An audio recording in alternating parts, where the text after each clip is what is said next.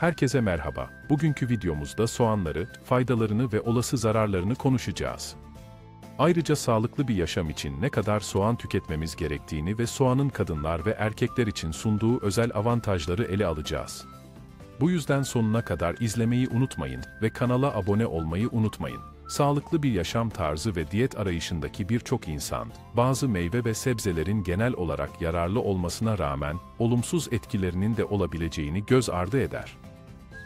Bunun en iyi örneği soğandır. Faydaları zararlarından daha ağır bassa da, soğan tüketiminin önerilmediği belirli sağlık durumları vardır. Soğan, demir, kükürt, flor, kalsiyum ve flavonoidler gibi vitamin ve mineraller açısından zengindir. Bu da onu oldukça yararlı kılar. Bu, eski Yunan'da tanınmış bir durumdu. Soğanlar tıbbi amaçlarla kullanılıyordu.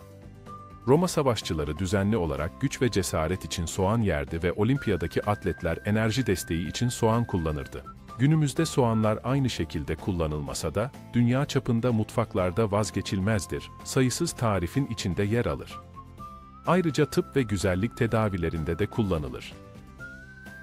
Sırada, soğanların faydalı ve diğer özelliklerine daha derinlemesine ineceğiz. Soğanların özellikle kalp ve damar sağlığı açısından faydalarını inceleyelim. Kalp ve damar sağlığı soğanlar, kalp ve kan damarları için çeşitli faydalar sunar. Antioksidanlar açısından zengindirler, bu da bağırsak duvarlarındaki iltihaplanmayı azaltmaya yardımcı olur. Ayrıca, kötü kolesterol seviyelerini düşürerek ve kan basıncını azaltarak aterosklerozu önlemeye katkıda bulunurlar.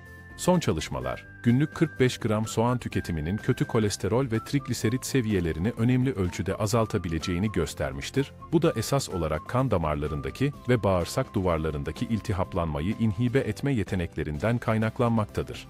Bu, hasar riskini azaltır ve kan pıhtı oluşma olasılığını düşürür. Sonuç olarak, felçler, kalp krizleri ve akciğer embolileri gibi ciddi kardiyovasküler olayların riski de azalır. Alman araştırmacılar, günlük soğan tüketiminin kan basıncını %7'ye kadar azaltabileceğini keşfetmişlerdir. Soğan kullanımı arteriyel hipertansiyona karşı önleyici bir adım olabilir, ancak bir sağlık profesyoneli tarafından öngörülen tıbbi tedavinin yerine geçmemelidir. Grip, nez akıntısı ve soğuk algınlığı. Çocukluğumuzdan beri denenmiş bir çare, ince doğranmış soğan kokusunu solumaktır. Bu çok etkili bir yöntemdir. Etkisi, soğuk virüslerin ve bakterilerin en yoğun olduğu üst solunum yollarını hedef alır. En iyi etki için, taze soğan kullanılması ve en az 20 dakika boyunca burun ve ağızdan dönüşümlü olarak solunması tavsiye edilir. Bu işlemi günde birkaç kez tekrarlayın. İdeal olarak önleyici bir önlem olarak veya soğuk algınlığının erken evrelerinde. Böbrek hastalıkları için soğan suyu çok faydalı olabilir. Pyelonfriki, sistit ve üretrit gibi rahatsızlıkların kapsamlı tedavisinde kullanılır. Tarifi basit. 3 çay kaşığı soğan kabuğunu alın, yaklaşık 400 ml kaynar su dökün ve 1 dakika kaynatın. Ardından 30 dakika kadar demlemeye bırakın, süzün ve günde 3-4 kez 15 ml tüketin. Baş damar problemleri ve kramplar için eğer baş damarı sorunu yaşıyorsanız veya bacak kramplarınız varsa, soğan kabuğu suyu rahatlama sağlayabilir. Hazırlamak için, 1 çay kaşığı ezilmiş soğan kabuğu üzerine kaynar su dökün. Karışımın 10-15 dakika demlenmesine izin verin ve sonra süzün. Bu suyu gece yatmadan önce içmek bu semptomları hafifletebilir. Tırnak mantarını tedavi etmek için, soğan kabuklarıyla yapılan güçlü bir banyo günlük olarak ayakları suda bekletmeyi içerir. Her banyoda süreyi en az 30 dakika tutarak en iyi sonuçları elde edin. Bu yöntem, soğan kabuklarının doğal özelliklerini mantar enfeksiyonlarını etkili bir şekilde yenmek için kullanır. Öksürüğü tedavi etmek için, özellikle bronşit vakalarında, fırında pişmiş soğan etkili bir çözümdür. Bu yöntem, iltihaplı mide hastalıkları olan kişiler için de uygundur. Hazırlamak için, bir şarap şişesini doğranmış soğan ile doldurun, kapağını sıkıca kapatın ve üzerini hamurla örtün. Hamur altın bir kabuk olana kadar fırında pişirin. Bittiğinde fırını kapatın ve soğumaya bırakın. Daha sonra hamuru çıkarın ve hazırlanan soğan tedavisini yemeklerden sonra 4 kez 2'şer yemek kaşığı tüketin. Kanser önleme. Günlük diyetinize soğan eklemek, özellikle mide ve kolorektal kanser riskini azaltmada, kanser önlemede önemli bir rol oynayabilir. Amerika Birleşik Devletleri'nde yapılan araştırmalar, düzenli soğan tüketiminin mide kanseri olasılığını %22 ve kolorektal kanseri ise %15 azaltabileceğini göstermektedir. Soğanların kanserle savaşan özellikleri, içerdiği mikroelementler ve antioksidanlara atfedilmektedir. Bu nedenle, soğanlar kötü huylu tümörlerin gelişimini önlemede proaktif bir önlem olarak düşünülebilir. Kan şekeri seviyelerini düşürme. Günlük 100 gram soğan tüketimi, 4 saat içinde kandaki glukoz seviyelerini litre başına 1 ila 2 milimol oranında önemli ölçüde azaltabilir. Bu şeker seviyesindeki azalma, soğanın diyabet önlemeye de faydalı olduğunu göstermektedir. Araştırmalar benzer etkilerin hayvan çalışmalarında da doğruladığını göstermiştir. Soğanlar sadece kan şekerini düşürmeye yardımcı olmakla kalmaz, aynı zamanda yağ birikimini azaltmada da etkilidir ki bu da tip 2 diyabet için bir risk faktörüdür. Bu faydalar büyük ölçüde soğanlarda bulunan yüksek miktardaki kuersetin ve kükürt içeriğine atfedilmektedir. Bu da onları kan şekeri seviyelerini yönetmede doğal bir seçenek yapmaktadır. Kemikleri güçlendirme. Günlük 100 ml soğan suyu tüketiminin, özellikle menopoz sonrası osteoporoz riski altında olan 50 yaş üstü kadınlar için kemik mineral yoğunluğunu artırdığı gösterilmiştir. Amerika Birleşik Devletleri'nde yapılan çalışmalar, günlük mütevazı bir soğan tüketiminin kemik mineral yoğunluğunu %5 artırabileceğini de ortaya koymuştur. Soğanların bu özellikleri, osteoporozu önlemeye ve patolojik kırık olasılığını azaltmaya katkıda bulunmaktadır. İlginç bir şekilde ara sıra soğan tüketiminin bile kalça kırılma oranında azaltabileceği gözlemlenmiştir. Dolayısıyla soğan da kemik mineral yoğunluğunu artırmada ve patolojik kırıkların önlenmesinde değerli bir rol oynamaktadır. Erkek sağlığına faydaları. Soğanlar erkek sağlığı için önemli faydalar sunmaktadır. Üreme fonksiyonunu artırma potansiyeline sahiptir, kısırlık ve düşük sperm aktivitesi ile ilgili sorunlara yardımcı olabilir. Soğanlar tek başına kısırlığı tedavi edemeseler de, daha geniş bir tedavi rejiminin parçası olarak çok faydalı olabilirler.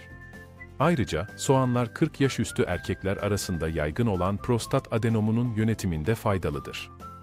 Soğanın düzenli tüketimi vücudu detoksifiye etmekle kalmaz, aynı zamanda kan damarı duvarlarının esnekliğini ve dayanıklılığını artırır. Yatmadan önce küçük bir parça soğan yemek, sık veya ağrılı idrara çıkma belirtilerini hafifletmede özellikle etkili olabilir. Zaman içinde, örneğin bir ay içinde, prostat sağlığında iyileşmeler gözlemlenebilir. Kadın sağlığı için faydaları, soğanlar, erkekler için olduğu kadar kadın sağlığı için de çok faydalıdır. Soğanlar, özellikle folik asit açısından zengin B vitaminleri bakımından zengin olup, kadınlarda hormonal dengeyi korumada önemli bir rol oynar. Soğanın düzenli tüketimi, malign meme tümörlerini önlemeye, metabolizmayı artırmaya ve gastrointestinal sistemin işleyişini iyileştirmeye katkıda bulunabilir. Ayrıca menstrual ağrıları hafifletebilir, libidoyu artırabilir ve sağlıklı bir üreme sistemini destekler.